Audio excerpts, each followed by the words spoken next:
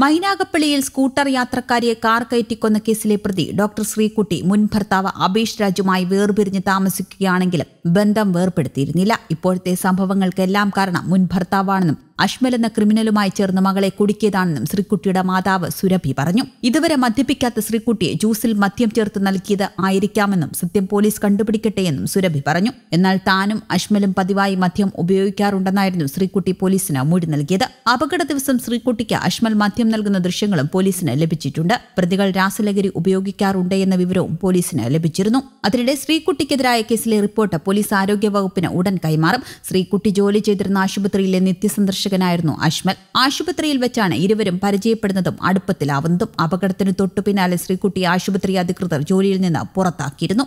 സംഭവത്തിൽ ശ്രീകുട്ടിക്ക് ജാമ്യം നിഷേധിച്ച് കോടതി. ശാസ്താംകോട്ട ജുഡീഷ്യൽ മജിസ്ട്രേറ്റ് കോടതിയാണ് കേസിലെ രണ്ടാം പ്രതിയായ ശ്രീകുട്ടിയുടെ ജാമ്യഹർജി തള്ളിയത്. ജാമ്യഹർജി കോടതി തള്ളിയതോടെ ശ്രീകുട്ടി റിമാൻഡിൽ തുടരും. കേസിലെ ഒന്നാം പ്രതിയായ അഷ്മൽ റിമാൻഡിലാണ്. തിരുവോണദിനത്തിൽ മൈനാഗപ്പള്ളി ആനൂർക്കാവിൽ വൈകുന്നേരം 5:30ഓടെയായിരുന്നു സംഭവം. അഷ്മലും ശ്രീകുട്ടിയും യാത്ര ചെയ്ത വാഹനം സ്കൂട്ടർ യാത്രക്കാരിയെ ഇടിച്ചു തെറിപ്പിക്കുകയായിരുന്നു. തുടർന്ന് റോഡിൽ വീണ് പരിക്കേറ്റ ആനൂർക്കാവ് പഞ്ഞിപ്പുല്ലം വിളയിൽ കുഞ്ഞുമോളുടെ ശരീരത്തിലൂടെ അഷ്മൽ കാർ കയറ്റി ഇറക്കി ഇരുവരും രക്ഷപ്പെടുകയായിരുന്നു. അപകടത്തിന് പിന്നാലെ കാർ മുന്നോട്ടെടുക്കാൻ അഷ്മലിനെ നിർബന്ധിച്ച് ശ്രീകുട്ടിയാണെന്ന സംഭവത്തിന് ദൃക്സാക്ഷികൾ പോലീസിന് മൊഴി നൽകിയിരുന്നു. സംഭവസ്ഥലത്ത് നിന്ന് രക്ഷപ്പെട്ട ഇരുവരെയും പിന്തുടർന്ന് നാട്ടുകാരാണ് പിടികൂടിയത്. നാട്ടുകാർ വാഹനം തടഞ്ഞതോടെ ശ്രീകുട്ടി സമീപത്തെ വീട്ടിലേക്ക് ഓടിക്കയറിയെങ്കിലും നാട്ടുകാർ ഇവരെ പിടികൂടി പോലീസിൽ ഏൽപ്പിക്കുകയായിരുന്നു. നാട്ടുകാരുടെ കയ്യിൽ നിന്ന് രക്ഷപ്പെട്ട അഷ്മലിനെ പിന്നീട് പോലീസ് പിടികൂടി. അതേസമയം സംഭവത്തിൽ ഗൂഢാലോചന ആരോപിച്ച് കേസിൽ പ്രതിയായ ഡോക്ടർ ശ്രീകുട്ടിയുടെ അമ്മ സുരഭി രംഗത്തെത്തിയിരുന്നു. ശ്രീകുട്ടി കേസിൽ നിരപരാധിയാണെന്നും അവൾ ആരെയും ഉപദ്രവിക്കില്ല എന്നും ആരുടെയും വാഹനത്തിൽ കയറില്ല എന്നും മകളെ അവർ മയക്കുമരുന്ന് നൽകി പാകപ്പെടുത്തിയെന്ന് സംശയിക്കുന്നുവെന്നും അവർ പറഞ്ഞു.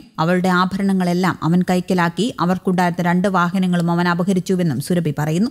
സംഭവങ്ങൾക്ക് പിന്നിൽ ശ്രീകുട്ടിയുടെ ആദ്യ ഭർത്താവാണെന്നും തന്റെ മകളെ അകത്താക്കാൻ വേണ്ടി ആദ്യ ഭർത്താവും അഷ്മലും ചേർന്ന് നടത്തിയ ഗൂഢാലോചനയാണ് സംഭവമെന്നും സുരഭി കൂട്ടിച്ചേർത്തു. കരുനാഗപ്പള്ളിയിലെ ആശുപത്രിയിൽ ജോലി നോക്കുമ്പോഴായിരുന്നു അഷ്മലും ശ്രീകുട്ടിയും പരിചയത്തിലാകുന്നത്. തിരുവനന്തപുരം നെയ്യാറ്റിൻകര സ്വദേശിനിയാണ് ശ്രീകുട്ടി. കരുനാഗപ്പള്ളി റെയിൽവേ സ്റ്റേഷന് സമീപത്തെ വാടക വീട്ടിലായിരുന്നു ശ്രീകുട്ടിയുടെ താമസം. ഈ വീട്ടിൽ സ്ഥിരം മദ്യപാനം നടക്കാറുണ്ടായിരുന്നുവെന്നും പോലീസ് പറഞ്ഞു. അപകടം നടന്ന തിരുവോണ ദിവസം മറ്റൊരു സുഹൃത്തിന്റെ വീട്ടിൽ നിന്ന് മദ്യപിച്ച ശേഷം മടങ്ങുമ്പോഴായിരുന്നു അപകടമുണ്ടായത്. കേസിലെ ഒന്നാം പ്രതി അഷ്മൽ കൊല്ലം ജില്ലാ ജയിലിലും ശ്രീകുട്ടി തിരുവനന്തപുരം അട്ടക്കുളങ്ങര വനിതാ ജയിലിലുമാണ്. അപകടമുണ്ടാക്കിയ കാറിന് ഇൻഷുറൻസ് ഉണ്ടായിരുന്നില്ല എന്നാണ് റിപ്പോർട്ട്. എന്നാൽ അപകടശേഷം കാറിന് ഓൺലൈൻ വഴി ഇൻഷുറൻസ് പുതുക്കിയതായും അന്വേഷണത്തിൽ കണ്ടെത്തിയിരുന്നു.